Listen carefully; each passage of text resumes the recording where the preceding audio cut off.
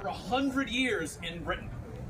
Do you not think this is a new thing? This has been being argued for at least 100 years. I'll explain that in a moment. What is, in your mind, what does the word representation mean to you? Throw up a hand. What does representation mean to you? What is representation? Well, it means your views are going to be carried forth by your representative. Your views are being carried forth by someone who represents those ideas. Good. What else? Anything else? There's no really. Let me say there are several wrong answers actually, but You get to vote for that person. You get to vote for that person. That's how. All right. That's not necessarily incorrect. No. You may vote for. I will say you may vote for that person. If you're a democratically represented, yes. Good. Representation. Good. What else? Other thoughts? Do we agree with those two things?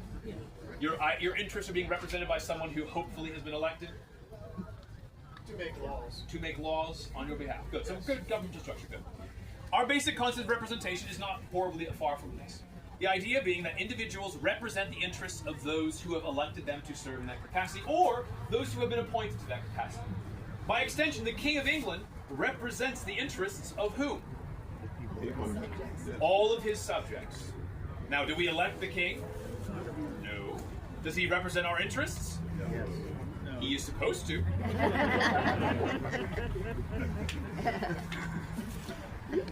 Do we elect the House of Lords to Parliament? No. No. They are what? Appointed, or by nature of being lords, are there. Do they represent our interests? Are they supposed to? Yes. Come to Virginia. We'll stay away from Pennsylvania because God help you all. Virginia, we have our governor who's a representative of whom? The king and Virginia. He has two jobs. Then you have the House of the Governor's Council, who represent who? The king. They are appointed by the king and who? The people. The colonists, in advising the king's representative, the governor. Then we have the House of Burgesses, who are elected by the people to represent the people. That's the basic idea of representation. So there are three aspects of representation, democratic representation, in the English system. And they are as follows. One, your representatives must be elected by the people. Do we agree with that? Hold on. Don't get ahead of me. They are elected by their constituency. Do we agree with this principle? Yes. Good. Now we come to the second complexity. In Virginia, we'll stay away from Pennsylvania. We'll go with my home colony. In Virginia, who votes? Male. What are the requirements? Male. Landowning or engaged in business. Okay. It used to be only landowning, then they changed to engaged in business. I'll explain what that is in a moment. White, correct. White males. What else? 21. 21 years old. Used to be no debt, sir. It's Virginia. Everyone's in debt. No, the house price is around. So we'll go ahead. White, male, property owning, engaged in business, 21 years old. Again, you're Pennsylvanian, so this one's going to be different to you. Oh, Church of England. Church of England. Right. Protestant. Yes. Protestant. Must be Protestant. It used to be only Church of England. Then we realized that if that was the case, there were counties in Virginia that would have no representatives because there were no Church of England folks. So we expanded to Protestant. Basically, if you're not Catholic, you're fine. Go to Maryland. Oh wait, they can't vote there either. So those are the five, right? White, male, Protestant, landholding, engaged in business, over the age of 21, and by technicality, not required, but technicality, head of household. Voting is not a right in English society. Voting is not a right nor a liberty. It is an obligation. If you have the vote, you must exercise it. If you don't, you are fined 1/3 of your annual tax levy for every infraction. Oh yeah. Good. So in our society, we have two basic distinctions. There are those who are free, and there are those who are not English. In English society, in freedom, we don't count the enslaved individuals. They are outside of society. But if you are free, you have this capacity. All free people have the basic same liberties, which is the guarantee to representative government. They are not guaranteed voting because that is not considered a right or a liberty. It is a privilege and an obligation. So, if I have the vote and I don't go to my courthouse and vote, every time I don't do that, 1/3. Every time. Every single time. Therefore, the voting members are only those who own property and engage in business because they're also the only ones paying taxes. For the most part. I, as a member of my society, am obligated to guide the society by nature of living within it and financially being expected. Remember I told you about I am obligated to care for those underneath me? It is my expectation as a man of privilege and property to have to serve in these capacities. And if I don't, I am reneging on my responsibility. So then, how do we handle, if you're guaranteed the right to representative government and electing those people, what of the free people in Virginia who do not have the ability to vote for their representatives, which would be women, whether they're head of household or not, because there are women who are head of household and own their own businesses, and they cannot vote because they are female. There are the native people who are under the empire, the Nottoway, the Meharan, the Monacan, the Monkey, the Mattaponi. They are free people under the empire. They, by treaty, have agreed to become empire. They cannot vote because they're not Christian. What are the free blacks? They cannot vote for several reasons. But they are still free. They're still guaranteed right to representative government. So here we come to the second part of representative government in the British Empire. In Virginia, and across the empire, until about 1765, those who are free but do not vote, all of you have the right, this is a liberty, not a privilege, to directly petition your representatives, regardless of whether you vote for them or not. So, if I, a man of Fairfax County, and there's a man, a free black man who owns a carting business, who carts goods back and forth, if he has a concern that reflects his needs, he comes to me, or the other representative of Fairfax County, sets an appointment and speaks with me, and it is my legal obligation to carry that petition to the government and put it into a committee, upon which it is voted upon and decided. Regardless of whether he voted for me or not. Because here's the second most important part of representative government. Do I only represent those who vote for me? There is a right answer to this one. No, I represent everyone, whether they voted for me or not. So whether they are able to vote for me or not, I still represent those interests. And as a good representative, it is my job to ensure that those people have their concerns brought forward in government. I will give you examples of this briefly. After the 7 Years' War, there was an individual named Tom Stepp. Tom Stepp was a Nottoway Indian who served alongside me in that conflict for nearly 5 years. Him, Alec Scholar, School Robin, Billy John, all Nottoway men who served with great distinction in the conflict. Some of my best soldiers. Actually, no, they were my best soldiers.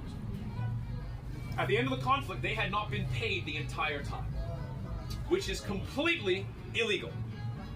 Those men went to their representative in Southampton County, whose name escapes me at the time. He didn't like him very much.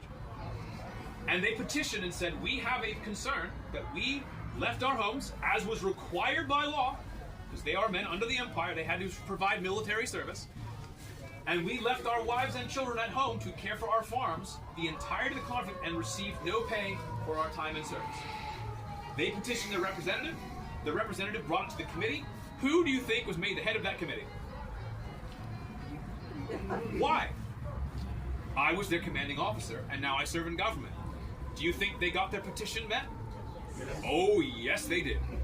Money, clothes, and a public thanks from yours truly. And they went back to Southampton County with that money in their pocket and continued to serve with distinction. In the 1760s, the free black population petitioned their government in Williamsburg because the law had been changed that required their wives to be paid a tithe. In Virginia society, you only pay tithe on males over the age of 16 if they're free. If they are enslaved, it's both male and female over the age of 16. They changed the law in the 1760s to include to include free women of color also had to pay tithes. They said, well, that's not fair. We're the only free people who have to pay tithes on our women, so this should be changed. They petitioned the representative, and guess what? The law was changed. These things are good examples of this. A woman, 1774, whose husband provided goods to us in 1754. He had never been paid by the colony of Virginia for his hundreds of pounds of service. He passed away. She petitioned the government. She cannot vote. She has no right to vote. She has no right to election. She petitioned the government, and wouldn't you know it, who was put on that committee? Because I hadn't paid her. Not my job, it was governor's, Virginia's job. And we pay that commission. To highlight this happens regularly. Because the people of our counties are small in population, and they have the right to directly, face-to-face, petition their representatives, regardless of who they are. That's the second aspect of British representative government. The third aspect, and I think perhaps the most important of the three, is that once elected, a representative must always pass laws that they include themselves in. Sit with that for a moment. I will say it again. A representative ceases to be representative if they exempt themselves from laws they pass on their constituents. You follow it that time? Yep. When a representative body ceases to do this, they immediately, regardless of the form of government, become tyrannical.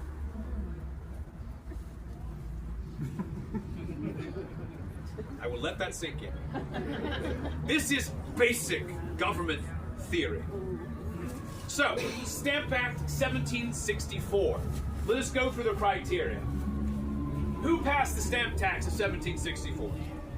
Parliament. The king. The Parliament by way of the King. Correct. Do anyone in Virginia elect members of Parliament? Number one is fallen. Let us go to the second criteria. Do I have the ability as a Virginian to directly petition Parliament face-to-face, regardless of the fact that I do not vote for them? No. I might. Do you? No. Can my free black Carter travel all the way to England and petition those individuals? No. And even if I were to go to Parliament position, it's going to take me 3 months to get there. By the time I know what bill's being passed and I get there, the bill's been passed for 6 months, and I have to come all the way back again. That is not feasible. They do not directly represent us. Third, who did the tax that Parliament levied apply to? Only the colonies. They exempted themselves and their constituents from tax. Do you see the problem? Yes. So for us in here in North America, we said, wait a moment, we didn't vote for you, we can't talk to you, and you didn't include yourself in this taxation, therefore it is illegal legislation. We have always taxed ourselves. We have always given our money to Great Britain. We have never had a problem doing this. Yes, are we undertaxed compared to the Empire? Yes, which is why they're taxing us now. This is the question. This is the problem. This is what all of this started with in 1764. There are food riots in London in the 1760s. Anyone here from Georgia? We can speak freely then. Georgia has a reputation of being what kind of colony? A penal colony. What kind of penal colony people were sent to Georgia? Debtors. Say that again. Debtors. Debtors. Wait a moment. Georgia was founded as a place to allow the worthy poor of England, tradesmen and tradeswomen, you had to be a tradesman or tradeswoman, imprisoned for debt and no other crime, and languishing in a debtor's prison, unable to repay those debts in order to immigrate to Georgia. Which tells you they had hundreds and thousands of tradesmen and women imprisoned because they couldn't afford to feed their families in England in the 1740s. By the 1760s, do you think it's gotten any better? They are going to tax us into oblivion the same way they've taxed their own people into oblivion. That is our fear, among many other things. So when I see these three things happen, my next thought is, they don't see us the same. They think we are less than them. The same way I watched men and women and children die less than 3 years ago in conflict. It is not just the army, it's the government itself. My ideas are slightly radical and I keep them to myself at that time. We petition, the petition is heard, the Parliament removes the stamp tax, and while we are celebrating the stamp tax, they do a thing that governments do all the time, and pass another bit of legislation while no one's paying attention, which says the government of Great Britain has always had the right to tax the colonies and legislate upon them in any way whatsoever, and it has always been the case, and it will never not be the case, and we'll do whatever we want from here on forward. The Declaratory Acts of 1765. Do you think they stopped there? Towns and duties. They tried to do taxes again. They put things on us. We said this is a protest. No, they removed them. They occupied the city of Boston in the 1760s. There's a riot that occurs there, and they send troops to North America. Also, a thing that is not legal according to the Empire. Where are troops in the British Empire supposed to be stationed? Do you know? Where there's potential danger, i.e., where there's enemies. Do you see troops stationed in London? You started to in the 1760s because of those food riots I mentioned. England began stationing British troops in towns and cities where they're afraid insurrection may occur. So when they send troops to Boston here, all of us go, wait a moment. The last time you sent troops here was to fight an army. That's not good at all. So all these things began moving forward with great rapidity, and we try our best to respond. And it doesn't work. You all know the story. Congress is called for. The port of Boston is closed because of that incident that occurred with all the tea in the harbor. What a way to make tea. Never salt water. And that conflict there began to bring us together.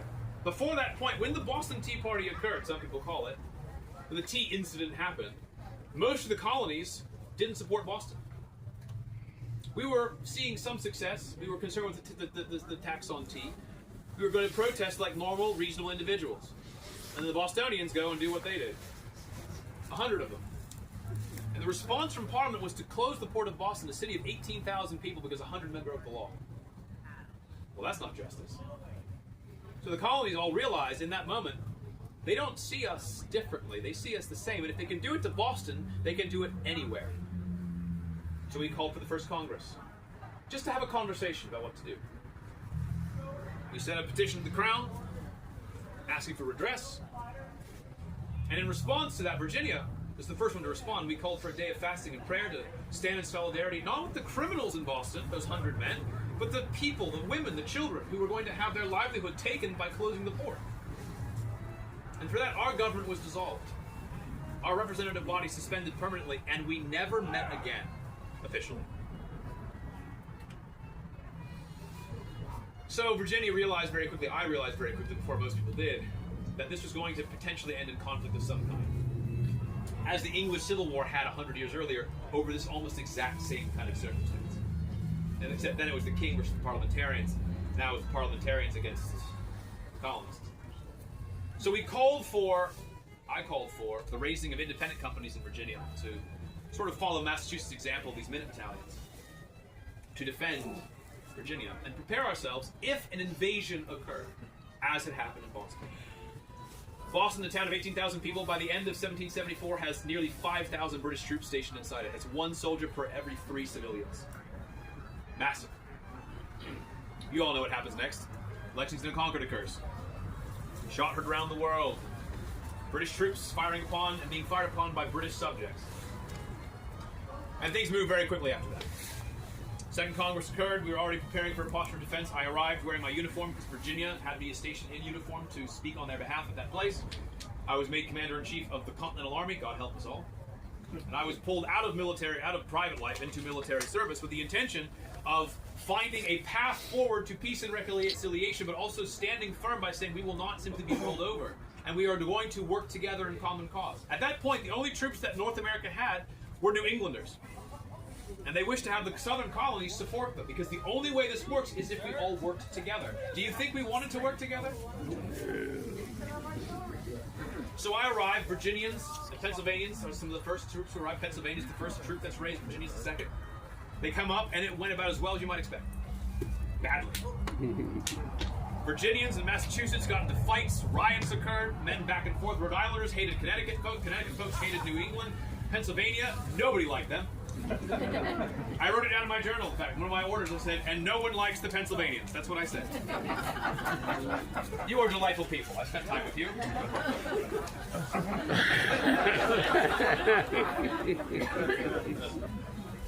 But those tensions were still there. All the while, we had a British army right across the river. And you know the rest of it. We forced the British out of Boston. They leave. They go to Nova Scotia. They reinvade in New York. And it goes beautifully for them. 1776. We barely held it together until the end of the year, to the Battle of Trenton. All the while, Congress is meeting and trying to decide what to happen, what to do. The king makes a proclamation. It arrived November 15th, 1775. He made it in August. And at this point in 75, we were still hoping for reconciliation with the crown.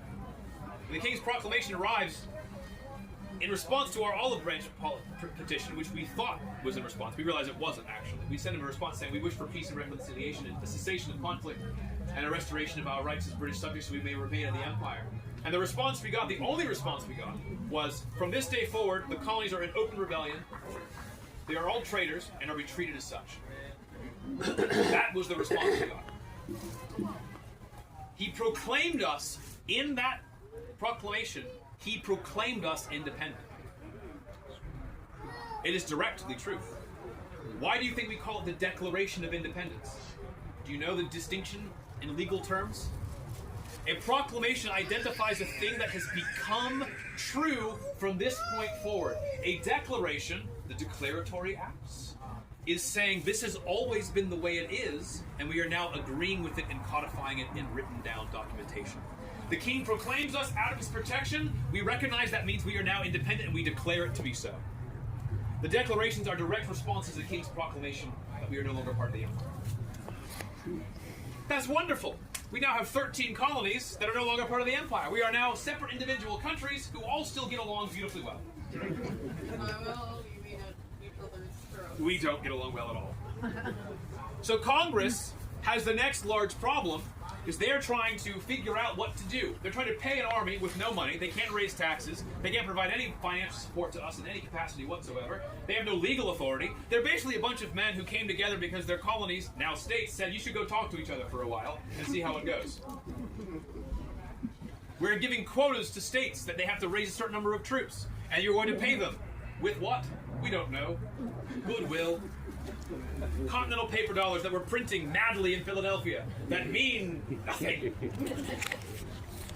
We have no government structure. We have no cause to come together. We have no reason to all pull in the same direction. It's like a bunch of men being given a giant rope and saying, grab it and go. No one decided which way they were going to go. We just all started running in different directions.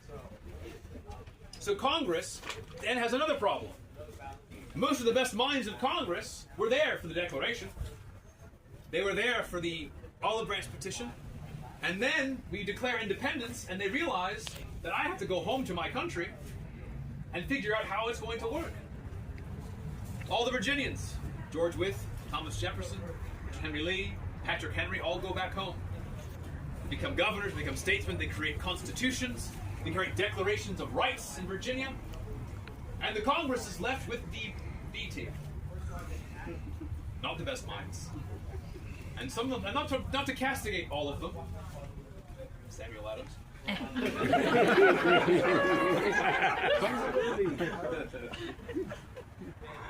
He's not here, he's fine.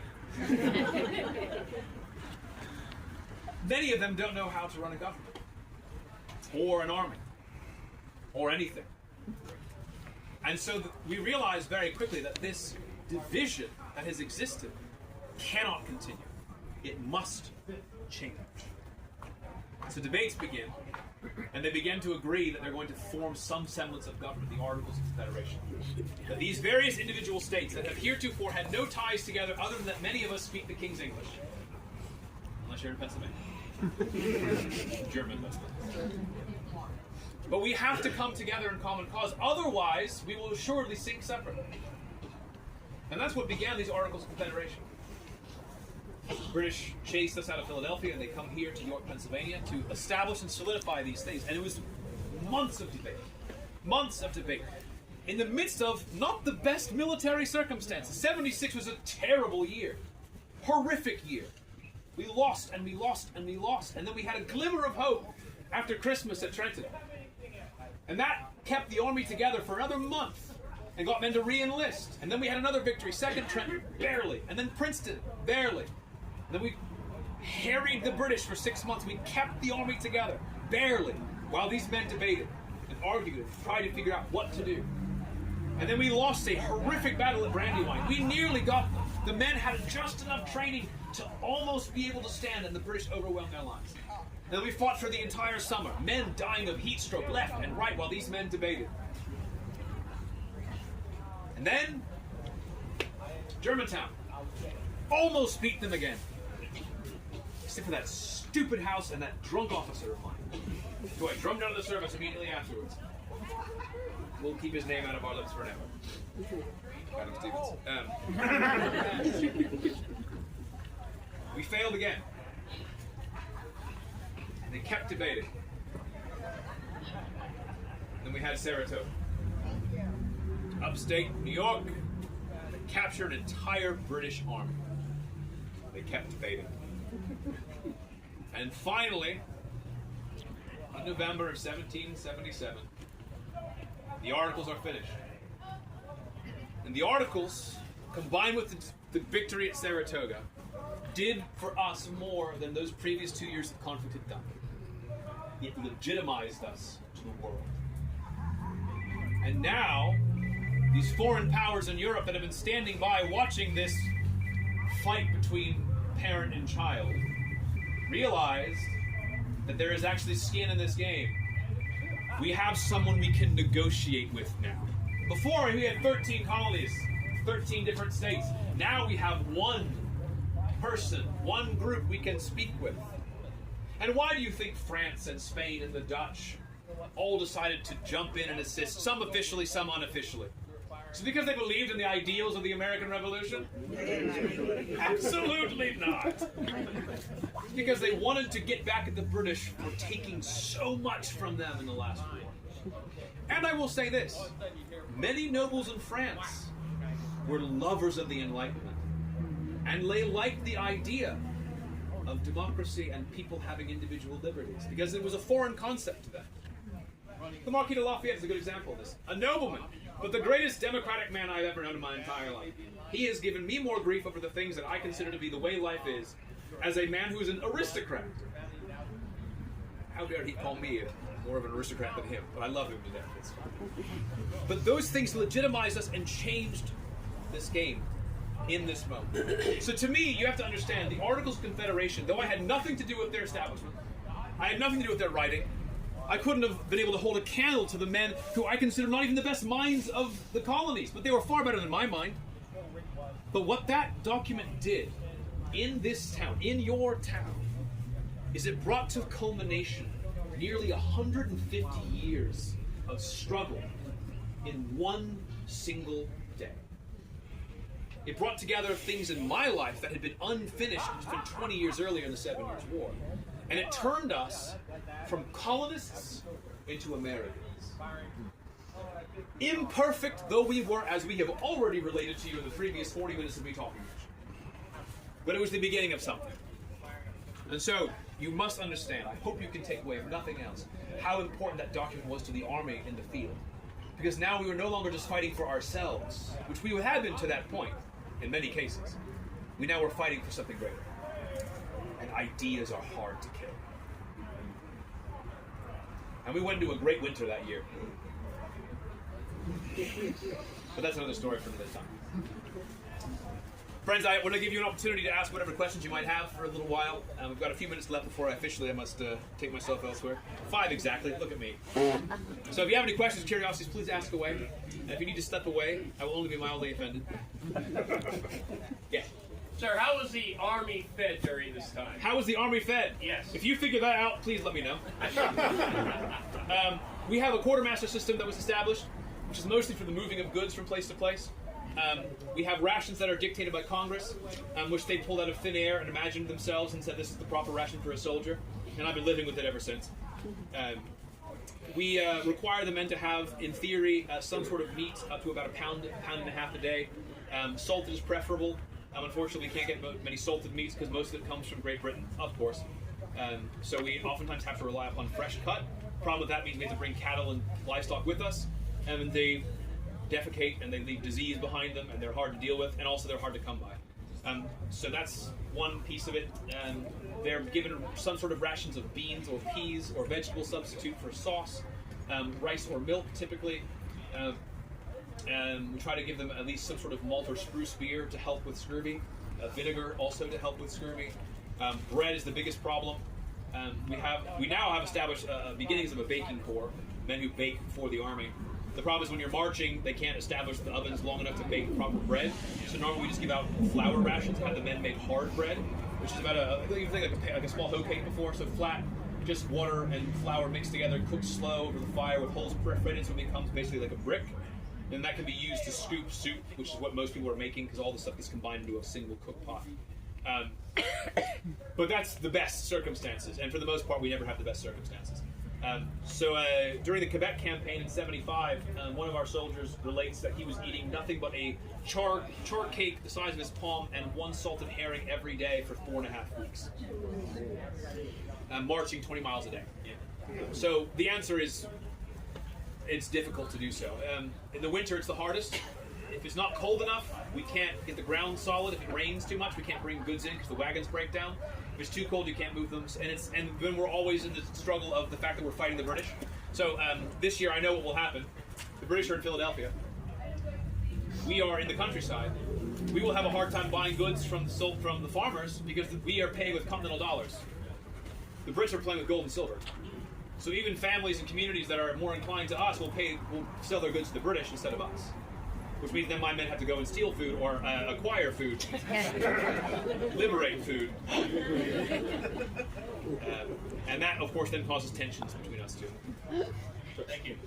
Did England ever look back and say, if we would have just backed off a little bit, we would still be a part of England? Yes. Members of Congress on the floor in 1774 says this closing the port of Boston is a terrible idea. It may resolve the loss of these colonies that early on. The Parliament, for the most part, was very opposed to the conflict. Probably about 1/3 to 2/3 at any given time of England were actually understanding of our concerns here. But the Ministry of Parliament set their teeth in and made it a question of loyalty to the Crown, and it never changed. How did you learn of Lafayette's toast that prevented Gates taking over? Oh! So during the 77 winter, there was Horatio Gates, the commander, fellow who was in charge at Saratoga. He and a fellow named Conway began conspiring against myself to have me removed as commander-in-chief. And they were working alongside several members of Congress, including Mr. Adams, that I mentioned earlier. He was a very dear friend of mine.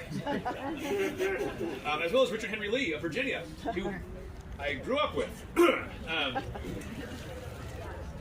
I discovered through Lafayette that one of Lafayette's staff members was a friend of one of Gates' staff members, and Gates wrote a letter to someone. I think Congressman, basically Conway, wrote a letter making that Gates was implied in this plan to basically slowly remove myself and have him placed in position. And Lafayette, being the good man that he was, brought it directly to my wife and myself. Whereupon my wife, Lafayette, and all of his staff began working behind the scenes, and I said nothing about it for 6 months. Oh, 6 months prior. So we found out in early December, and I went, it was not quite 6 months, it was about 4.5 months. And it built and built, and they were planning, and my wife was moving, and Lafayette, and all these folks were moving around, Green was involved, and I just sort of sat with it.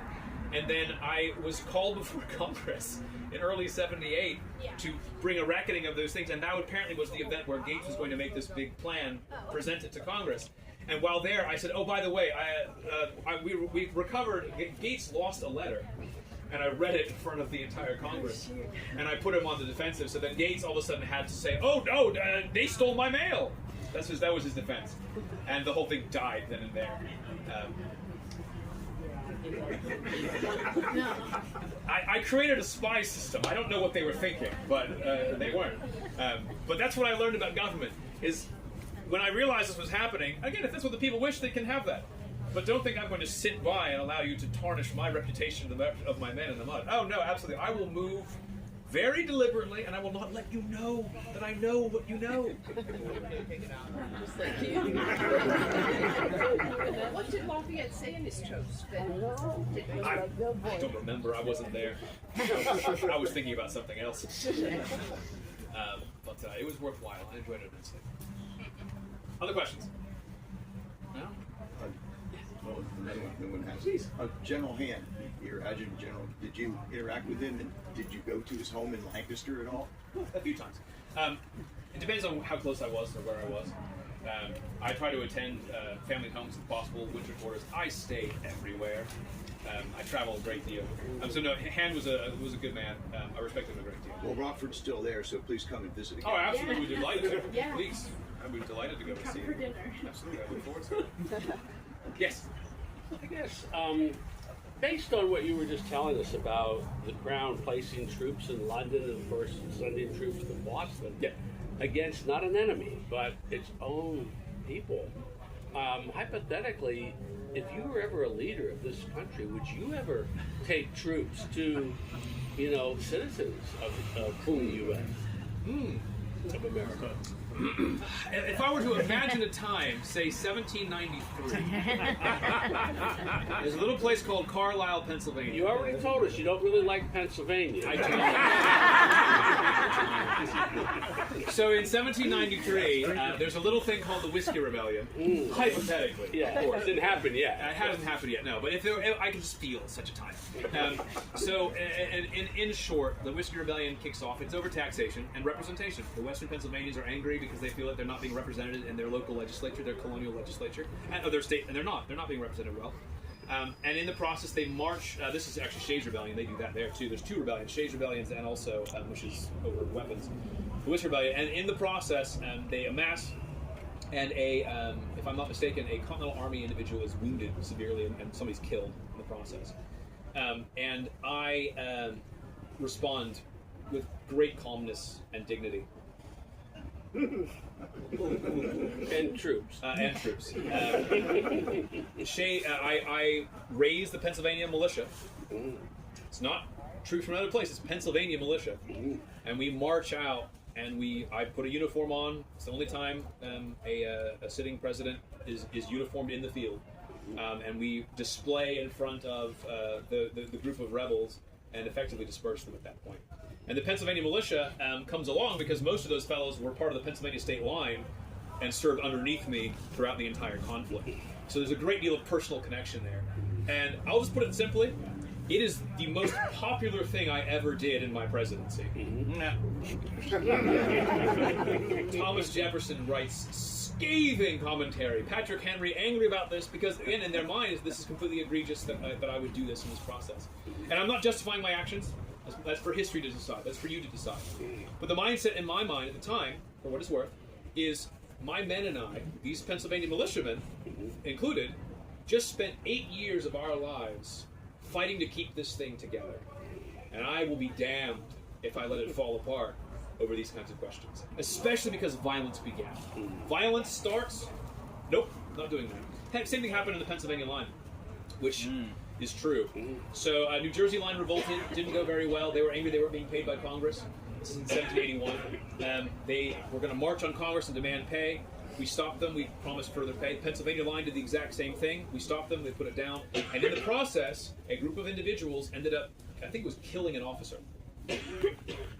Turned on him on a dime. I ordered their commander, Anthony Wayne. I said, find the tent groups that did this. There were, I think it was 6 groups of individuals, 6 tents. It was like a company.